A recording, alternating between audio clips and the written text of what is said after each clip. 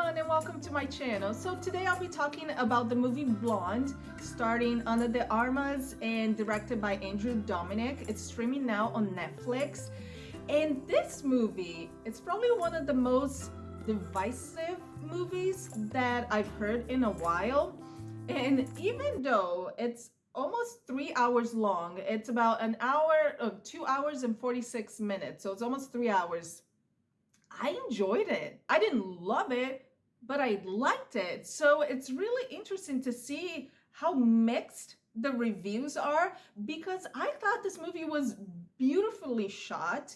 The cinematography was gorgeous. There's a scene where she is, I think it was when she was getting sexually assaulted. There's a waterfall, she's crying, her tears are falling, and then there's this waterfall that, falls like from her, and then it goes into the Niagara movie. But that was beautiful. And then the score, I really love the score. And even though some scenes didn't even have a score, it was just silent, not silent, but there was no sound. It was just the two people that were talking, their dialogue, and you can hear. It was a scene where Marilyn and Joe DiMaggio, they're in a restaurant, and then I noticed, it's like, oh, I hear like background noises. I hear people talking and silverware and glass clicking. It reminded me of old classic movies, and it just made the scene, feel more real. The movie's almost 3 hours long, and I didn't feel like it was like so long. What's funny? The last movie that I talked about was A Jazzman's Blues. It's shorter than Blonde, and I felt like A Jazzman's Blues felt longer than Blonde. Blonde, I already watched it twice. Yeah, because I liked it the first time, but then I kept hearing people saying like, oh no, I was so uncomfortable watching. Oh no, this movie shouldn't have existed. So I watched it a second time, and I still liked it. From the first 10 minutes of the movie, I could tell this was going to be like an artsy movie, which is like right up my alley. And when I talked about the cinematography, the director gave an interview, and he said that they based the movie in photographs, real photographs that were taken of Marilyn. And if you put like a shot of the movie with the real photograph, it's like to the teeth. I want to start talking about Ana de Armas, who is incredibly consistent here, like with her Marilyn. She really got the emotions and the looks, the pouting, the whispery voice. But I do admit that her accent, she's Cuban, her Cuban accent comes out a few times. You can catch it, but it didn't bother me at all. Maybe because I have an accent, so hey, who am I to judge? But I don't know how long she's been with the dialect coach.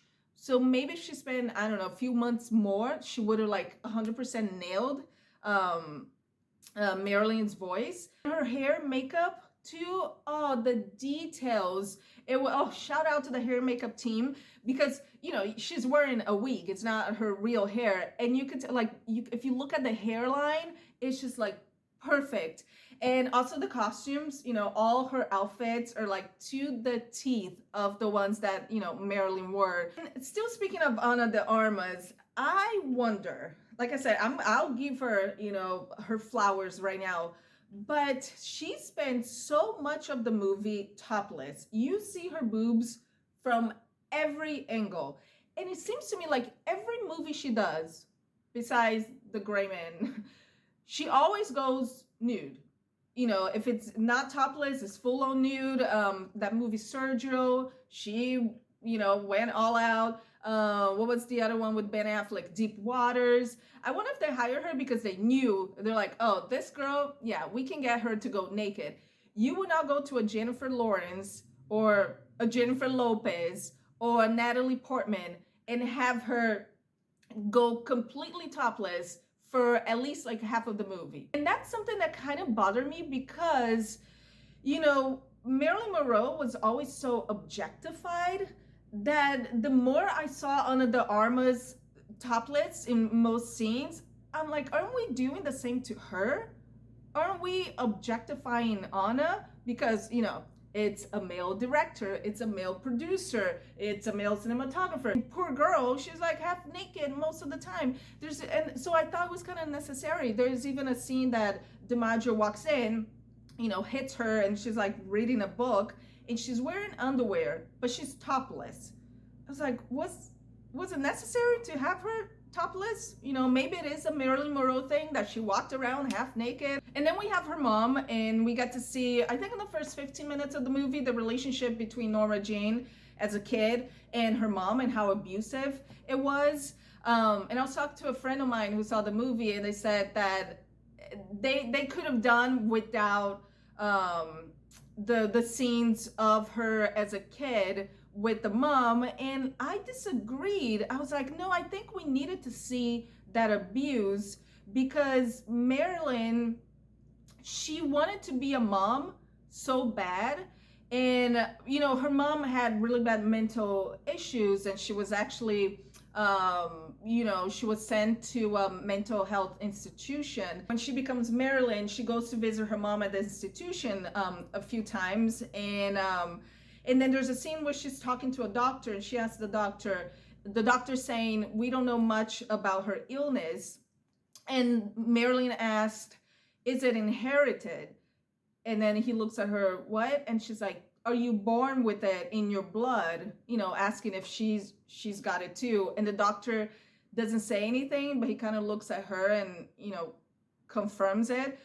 So I wonder if Marilyn always had in the back of her mind that like self-consciousness that she's gonna go crazy at some point because her mom was crazy. I was like, why do you want to be a mom if you're scared that you're gonna pass on the crazy gene? Maybe she wanted to, break the cycle. And speaking of being a mom, it's like, I think 2/3 of the movie, she's either pregnant, having an abortion, or pregnant again, having a miscarriage, and then another abortion. I mean, and that's when the script got a bit silly for me.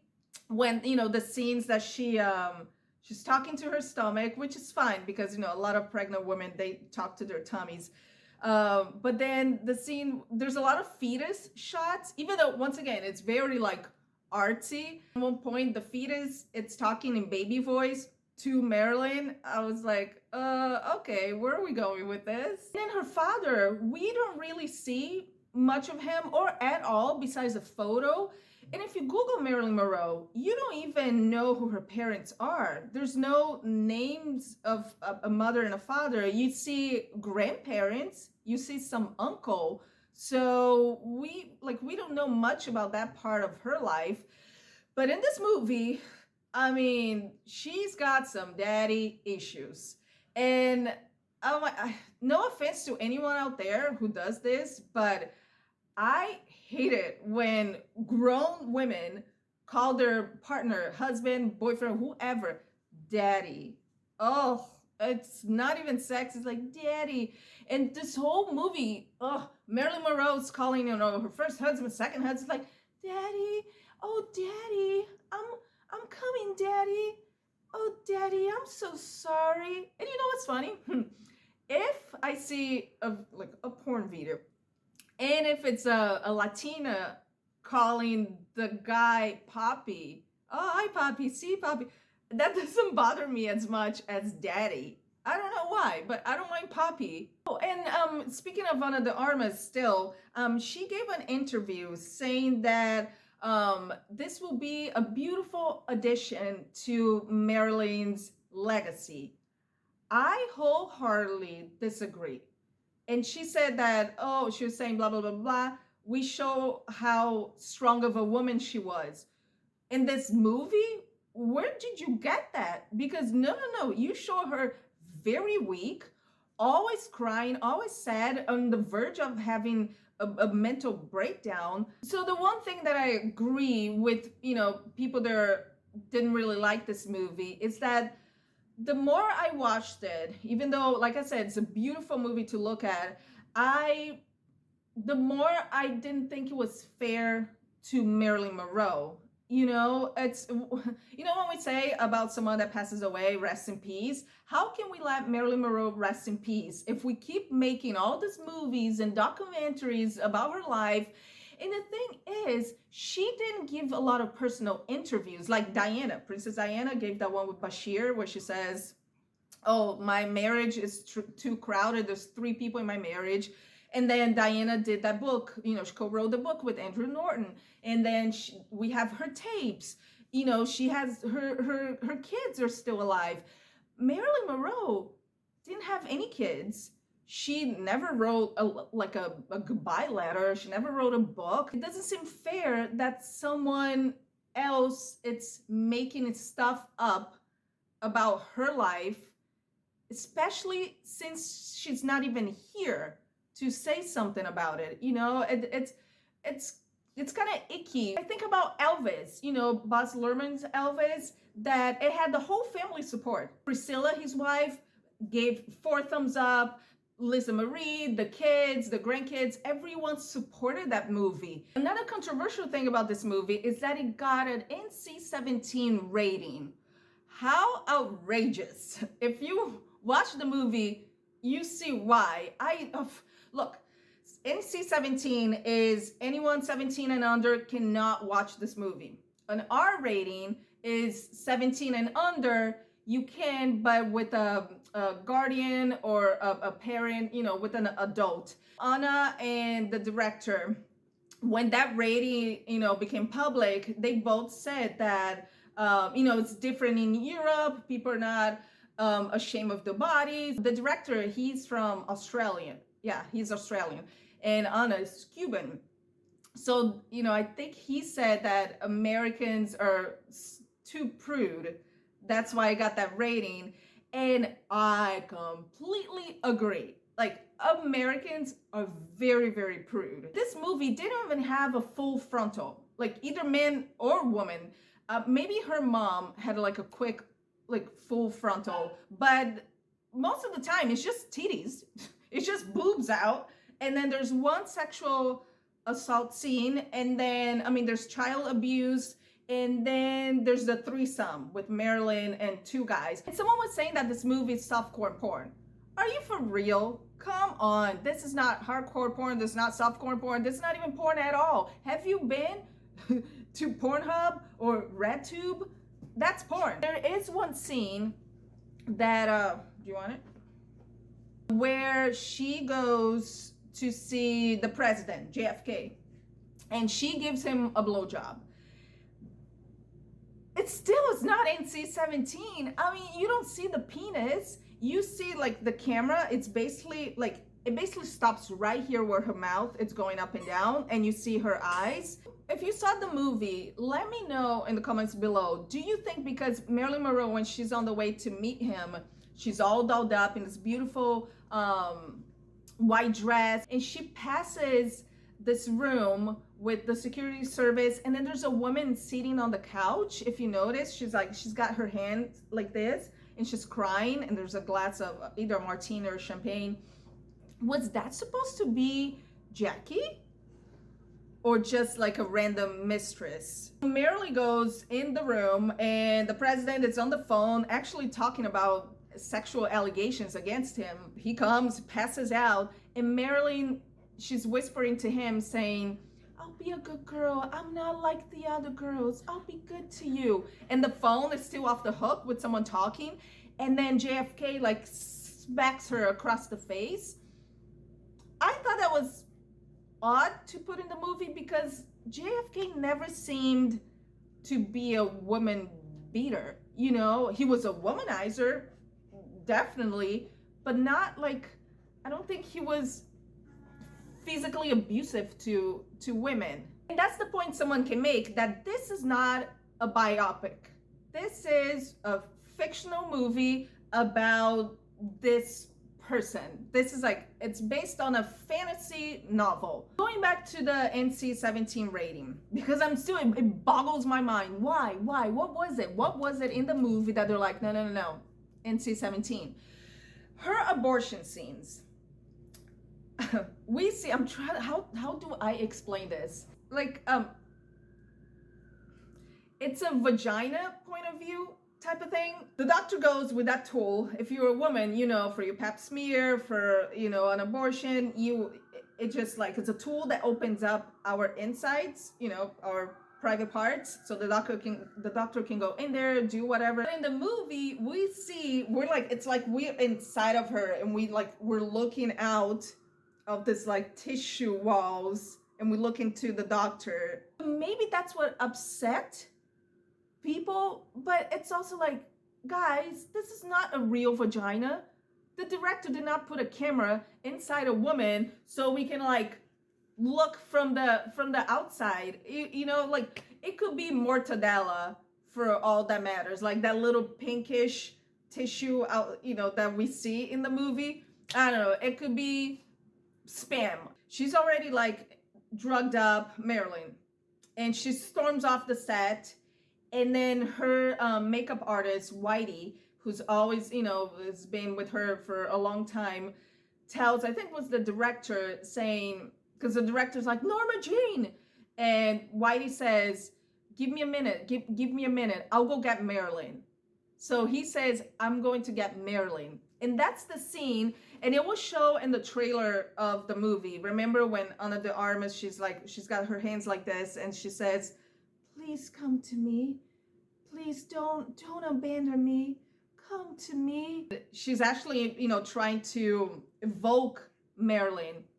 So in that scene, Whitey's doing her makeup, and he says, she'll come. She's crying, she's got the sniffles, and then we get, you know, the camera goes into the mirror, and we see Marilyn in, you know, in a black dress, all dolled up, hair and makeup done, and she, you know, gives that Marilyn smile. Like, that shot, I was like, ooh, this could have been like a horror film, but it was so well done. And it wasn't even about the physical transformation, because let's be honest, Marilyn always looked the same. She was very one noted, but here we see the, you know, not just the physical, but the mental transformation, the psychological transformation. For the people that say they felt uncomfortable watching this movie, I mean, good luck watching Showgirls, Kids. Remember Kids? Gus Van Sant? Kids? I watched that movie about the kids getting AIDS, and there was, you know, they're having sex all over it. But I watched that movie when I was 14. Could have been 13. Probably was 14. So these types of films that people are uncomfortable to watch because they think there's a lot of exploitation, they were only made for those who can handle the subject matter. And, you know, the disgusting visuals, they're showcased. It's blonde depressing? Yes. Did I feel depressed after watching it? No. Isn't that interesting? It's almost like, once again, because it's so beautiful to look at. If you listen to a song about heartbreak and the song is so sad, but it's so beautiful that it doesn't make you feel sad, does that make sense?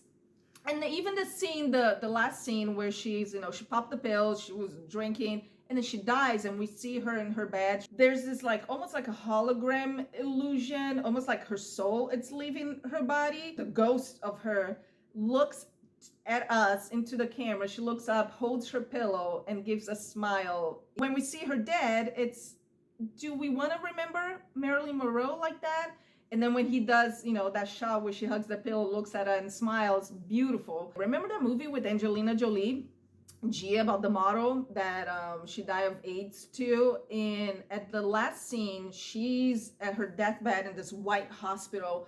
And I remember, you know, there's that scene where her hair falls off, and she's got the lesions and the scars from the disease.